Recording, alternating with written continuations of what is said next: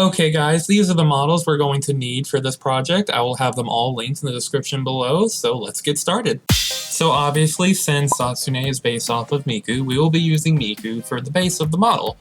I found this Project Eva X Miku on DeviantArt, and she is very high quality. She has very beautiful work on her, especially the rigging and the physics. Honestly, it's one of my favorite models. I do have some problems with the hair physics because I feel like they're very wild and hard to control, but honestly, with that many physics in the hair, it's going to be hard for a program like MMD to take control of something like that, so I can't really be mad at them for it. But the first thing we're going to want to do is open up all of her textures so we can start changing things. The first thing we want to do is recolor her, and we can build up from there and start giving her the pieces to separate her from Miku.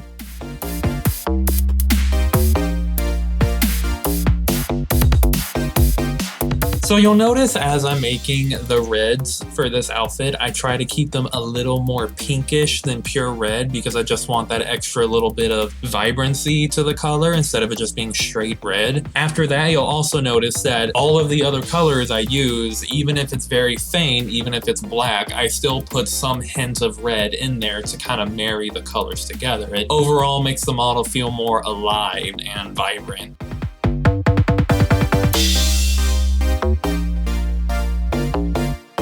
So guys, comment down below and tell me if you are into fanloids, and if you are, tell me what your favorite fanloid is. I, of course, have always been into Kasane Keiko, the weird green Tato thing. I always found myself drawn to them in the early days, especially like Haku and Neru. I just found them so interesting. Especially Haku, she was my favorite at the time because she's just so pretty but so depressing, and it's just like everything I strive to be in life.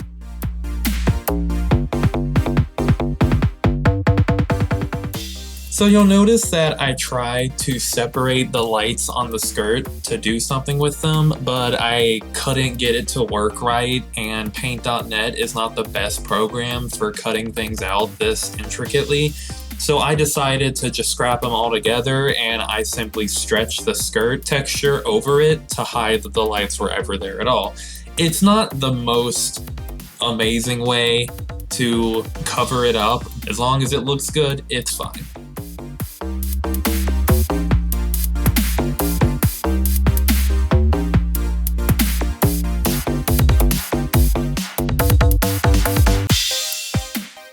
So I don't know if you guys knew this, but Zatsune Miku's original design was actually like a Kingdom Hearts fan character of a Heartless. She even has the symbol on her chest and everything. I thought that was really cool because I am a fan of Kingdom Hearts, but honestly, looking at her design now, I have no idea how she went from that design to this one, but I mean, I'm not mad about it because she looks like a queen in this one.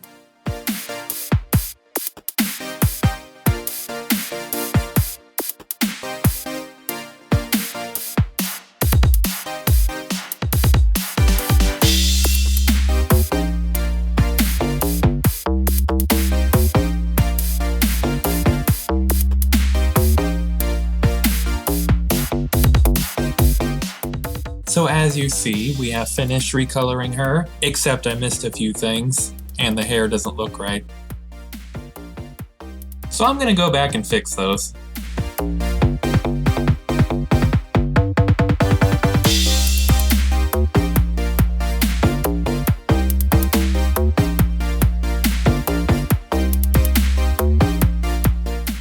Okay, so this time around, things are looking much better. The hair is mostly black with a red tint to it, and I really like it.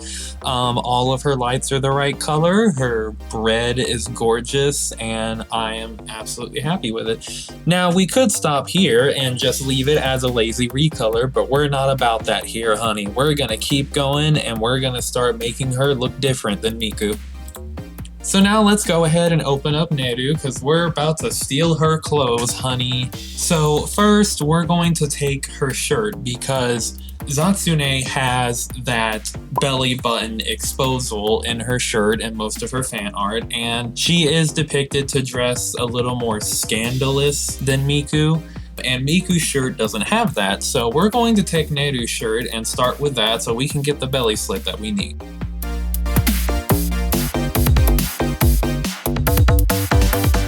So a super important step to any model edit ever is you need to make sure you clear out the bones, joints, and physics that you do not need. If you are taking just the shirt from a model, there is no reason to have the bones from her hair or the physics or the joints, if you understand what I mean. So always clean out the part you're using, because if you don't, your model's gonna turn into a mess and it will crash MMD.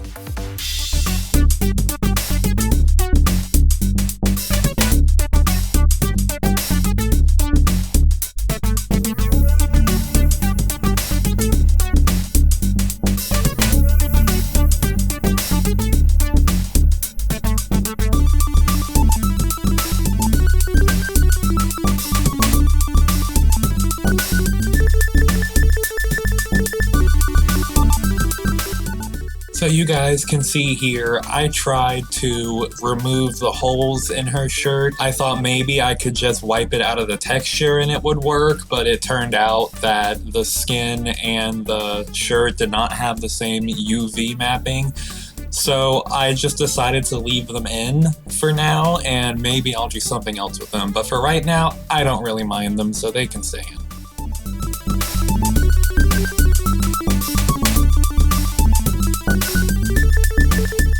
So one thing you always want to do when you import pieces to your model that aren't made to fit it exactly is you want to go through and just make sure most of the vertices line up. I typically just take the two closest together and scale them down until they're in the exact same spot, and it'll leave a seamless effect. Now for models like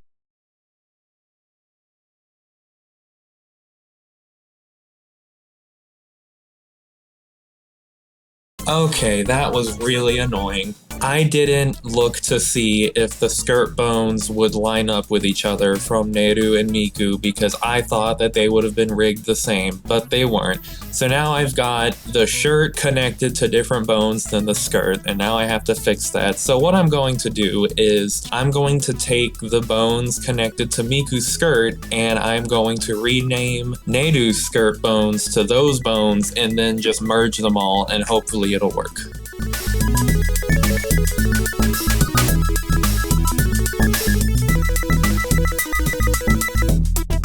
But as I was trying to say, if you have a model that is a different style than the piece you're putting on, you need to make sure that not only do you connect the vertices, but you also re-rig them because they're not going to be rigged the same and they're certainly not going to move the same. So you really have to connect them and clean them up so that they work properly, or else your model isn't going to look good when it moves around. It's going to clip and look like a hot mess.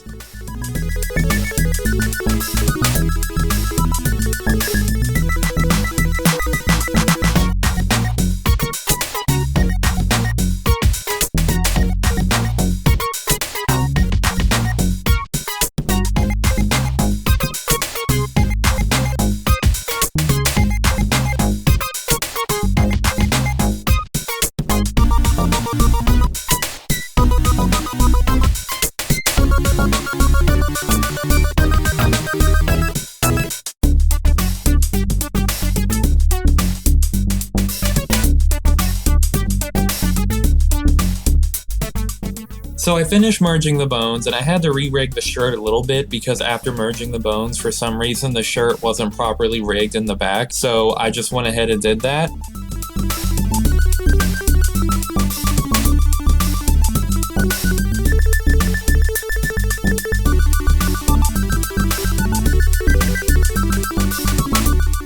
So here we are at another stepping stone where we have finished importing the shirt and it looks good on her. She still kind of looks like Miku, but that's okay because we're not done changing her up yet. So for the next step, I decided that her tie was kind of long and big and I kind of felt like it was covering up where her belly's going to be later. So I decided to kind of shorten the tie a little bit to help it be more exposed.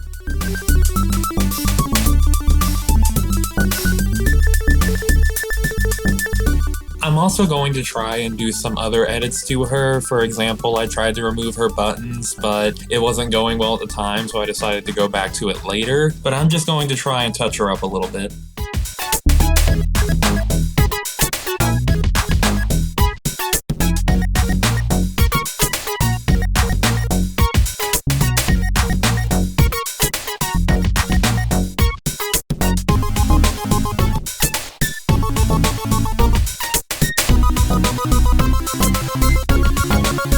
So right here, I decided to try and give her skirt a waistband because the top of the skirt isn't hiding under the shirt anymore and it's now visible. And since I didn't want it to just cut off at black because it didn't look right, I decided to give it a red waistband so that you'd be able to see it and it would make a little more sense.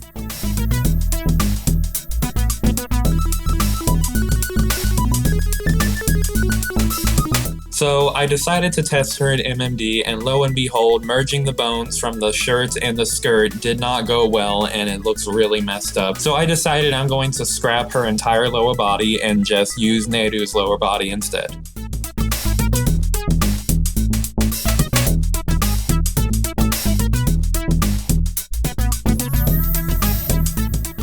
Upon looking at her model, I realized Neru's skirt had that weird square on her skirt that is a separate piece, but is also the part of the mesh. So if I remove it, then there's a hole in the skirt, and it was a struggle for me to deal with, but I did end up removing it later in the video.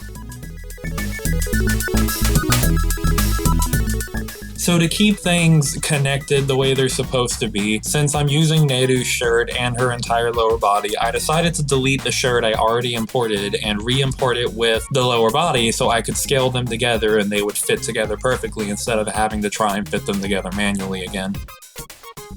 So now we're going to open up Neru's textures so we can switch out Miku's textures for hers, but since I really liked a lot of the colors that I already chose, I'm going to take the textures that we edited for Miku and kind of cut and paste the textures onto the new ones so that way I don't lose them because it would be hard to get that same color again.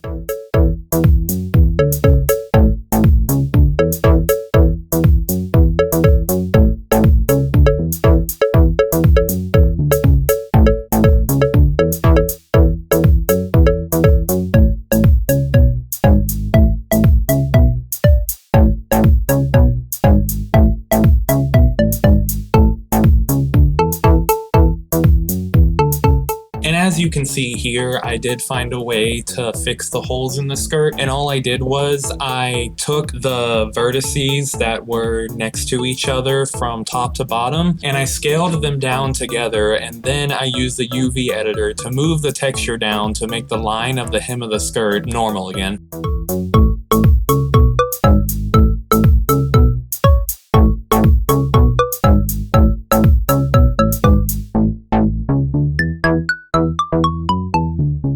So as you can see, I have finished importing her skirt and lower body and everything works perfectly. The skirt and the shirt move well together, but just as it was intended to, and everything is in order.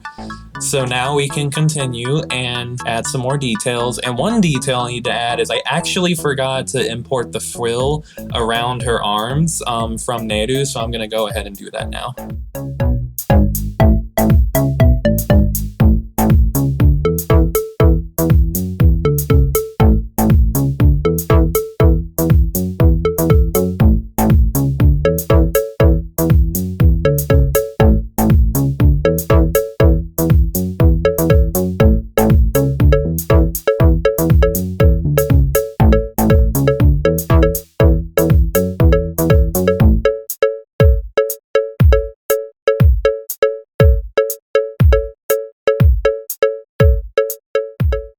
And we're all done importing the frill, and she looks very cute. Everything is coming together. If you look at Zatsune's art, she actually has her chest open on the shirt. It's a very sexy effect that I like, and I think it really adds personality to the character. And it's one of those details that's really going to separate her from Miku, so let's go ahead and start adding that in.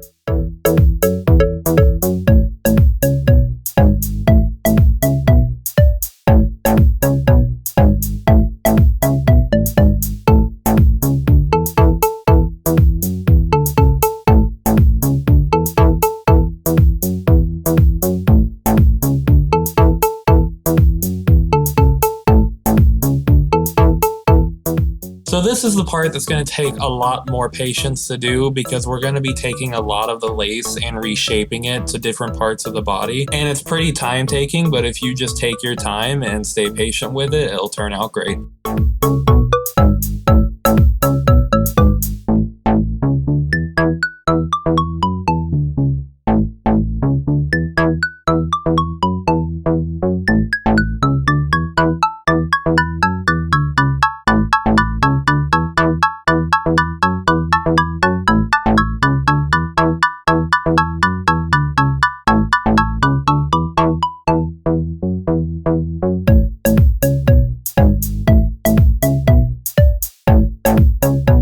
So I was looking at her and I realized that with the chest open and the holes on the back of the shirt that it was starting to look a little funky, so I decided to turn the whole shirt into something a lot sexier. So I was going to take the back of the shirt and open it up completely, and it just goes in a big circle shape all the way down her back. So because of that, we're going to need an upper body that we can use. So we're going to go to the Skeleton Orchestra and Lilia Miku, and we're going to take her upper body and separate her arms and import it into the model.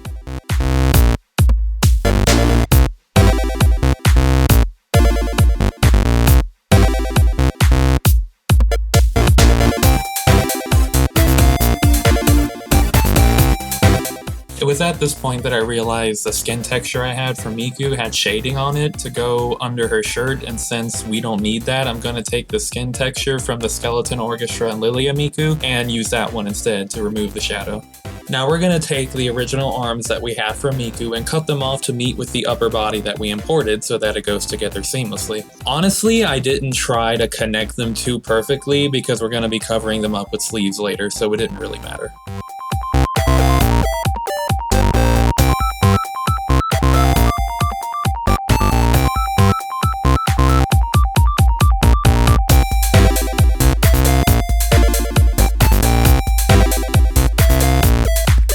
And now we're at the part where I start to cut open the back of the shirt and shape it to the design I had in my head. And honestly, though this part took a lot more time than I thought it would, and it was kind of frustrating, I had a lot of fun with it because it was really fun to watch the cute shirt that Miku wears turn into this classy looking top.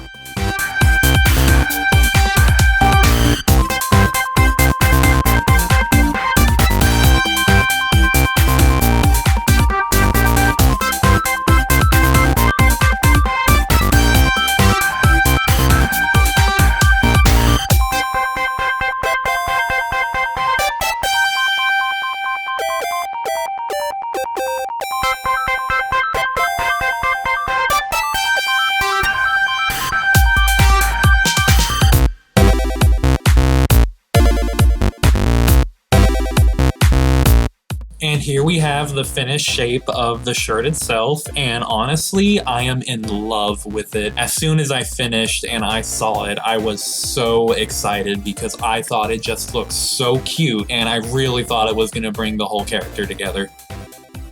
Now we're going to take the lace from around her arms and form it to the shape that we made on her back. This also took a lot more time than I wanted it to, but it was still pretty fun to give it the effect in the end. I could have easily just cut the lace entirely, but I knew that it would give her that extra little detail that just makes her look better.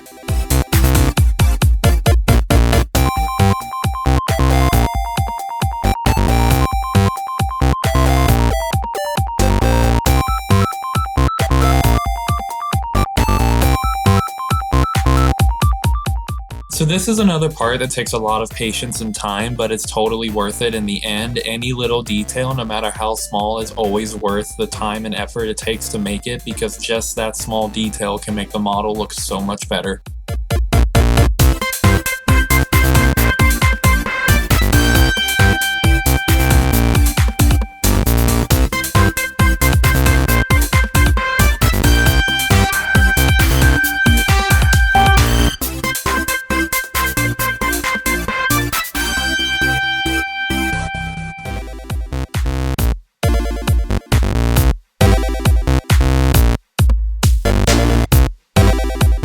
Another detail I decided to add, since Zatsune is supposed to be sexier than Miku, is I wanted to make her chest just a little bigger, just exaggerated a little bit, but because Miku is so flat-chested, it's not exactly like I can just turn them into bigger breasts. So I just tried to make them a little bit bigger so that she would stand out for Miku a little more.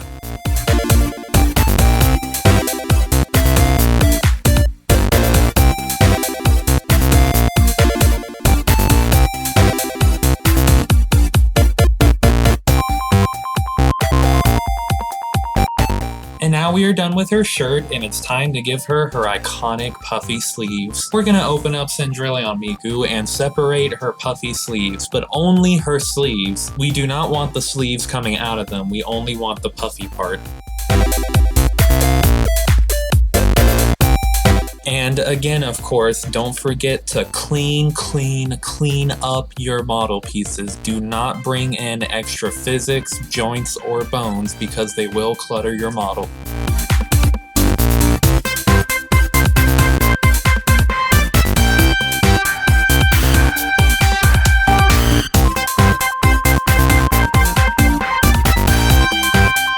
After importing the sleeves, we're going to start shaping her armpit shoulder area to be skin tight and seamlessly flow into the model.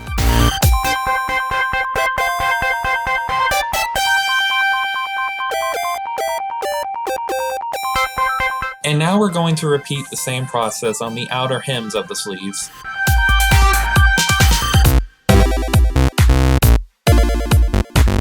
So now we have the texture opened for the sleeves that we imported, and as you can see, the sleeves share the texture with almost the entire dress from the original model. But we can find out easily which part of the texture is for the sleeves by simply turning the texture on and seeing where it goes, and then from there we can just start recoloring it with our own design.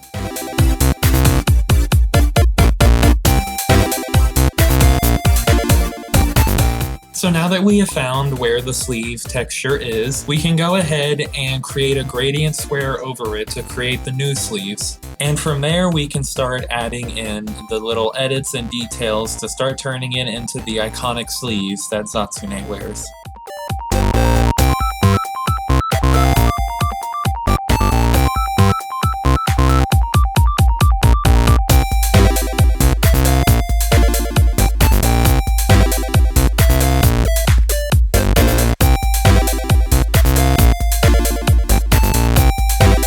So you'll notice that it takes me a few tries to get the colors on the sleeves right, and that's okay. If it takes you a lot of tries, it's perfectly fine. Just don't be afraid to keep changing it until it looks right to you.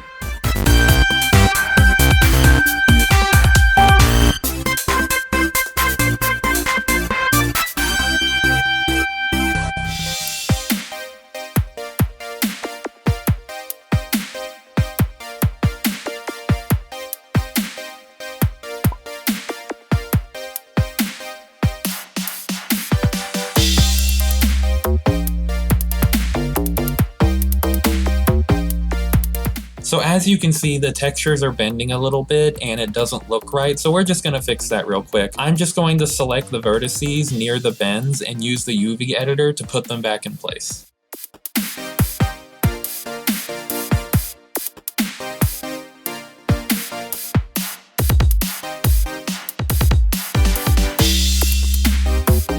And the next step is one of my favorite parts of any model. We are now going to change the shape of her face so that she doesn't look exactly like Miku. I know that she is basically just Miku, but Miku's basic expression is very innocent and happy looking, and Zatsune isn't like that. She's very angry and aloof. So we're going to try and translate Miku's face into that. Now that you have the face open, we're going to try and separate the area of her eyes away from the actual face. This will make it easier to morph the face and change it into the expression we want. It'll also make it easier to fix any facial expressions that could break after doing this. Now we're going to start changing the face to fit Zatsune a little better. We'll be sharpening her eyebrows to make them angrier looking. We'll be flattening the top of her eyes to make it look like they're a little more closed and aloof. We'll also be taking away her smile to give her a more angry expression. While While looking around the model, I noticed the hem of the puffy sleeves weren't closed all the way and you could kind of see through them. So to fix this, I decided to take the puffy sleeves and duplicate them and then reverse them so that if you look through the sleeves, you can see them. This will also require shrinking them on the inside so they don't peek out of the puffy sleeves and cause clipping issues.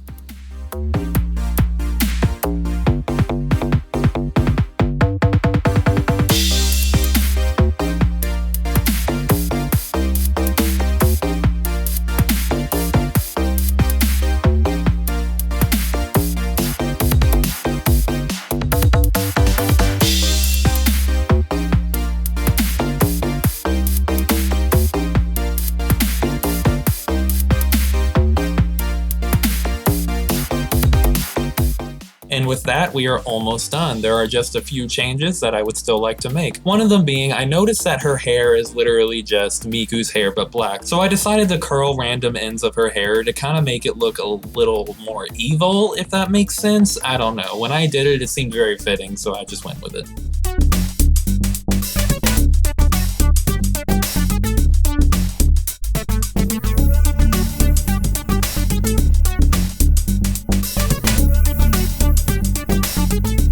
And now we are basically done with her physical design, and I have to say she looks really good and I'm really happy with her so far. But now we have to start rigging things that we change. For example, the laces, they are not rigged to where they're supposed to be, so when she moves, they're going to bend away and do crazy stuff. Now we could manually fix this by going through and rigging it ourselves, but I have a very handy plugin that can do most of the work for you. So what we're going to do is select just the shirt and then open up the plugin and save the weight.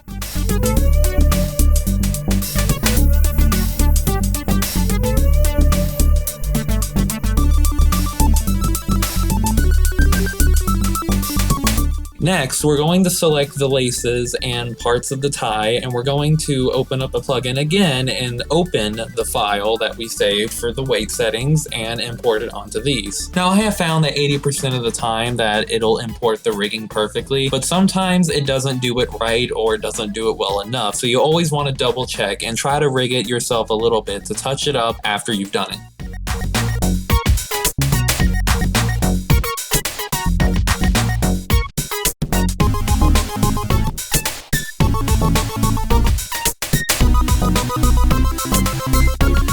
And now that that's done, we can go ahead and test it out, and for the most part, everything looks great. The tie got a little wonky, but that's an easy fix, and we can go ahead and do that now.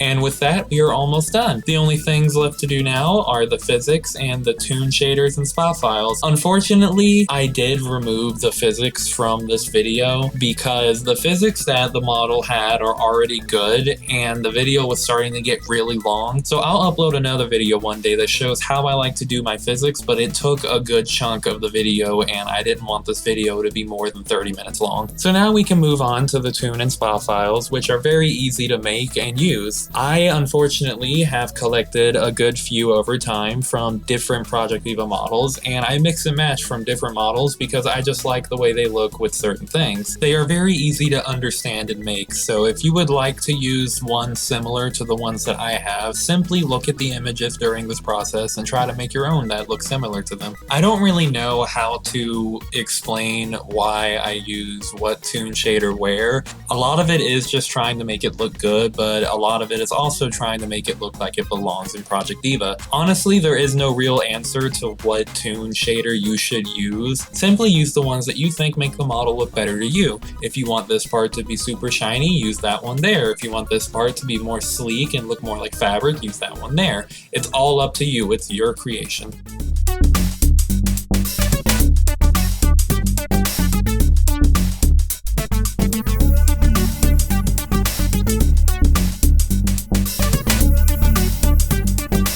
At this point, I also realized that I have another texture that doesn't work because of a shadow on it. So I had to go get the hand texture from the Skeleton Orchestra and Lilia Miku and replace it.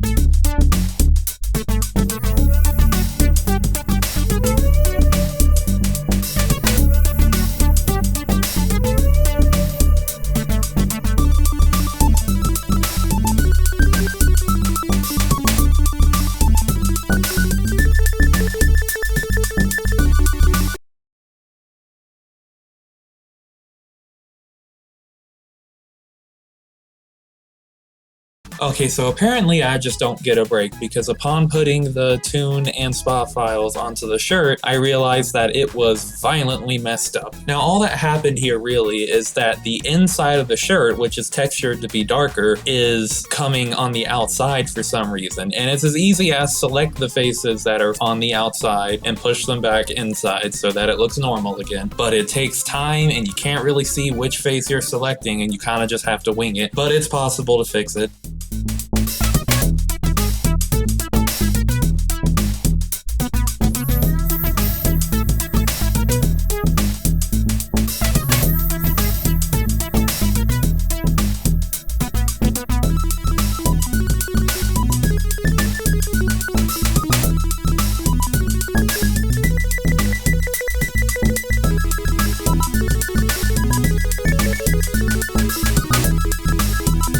And now that that's out of the way, we can finish applying all of our spas and tunes.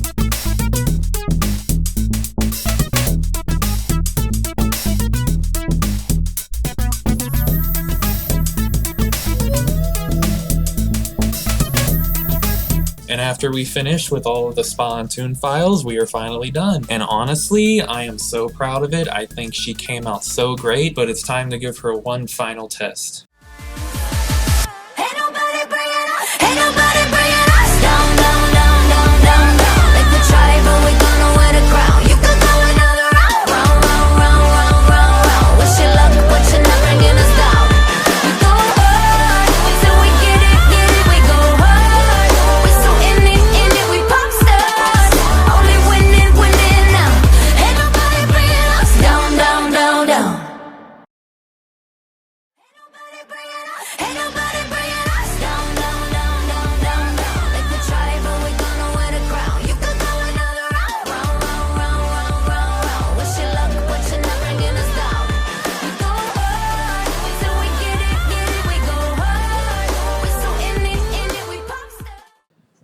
Congratulations on making it to the end of the video. I don't know what poor judgment left you to do that, but this is my husband, Bradley. You finally get to say hi to him, so hi. But thank you guys so much for watching. I hope you enjoyed the model, and see you next time. Heart.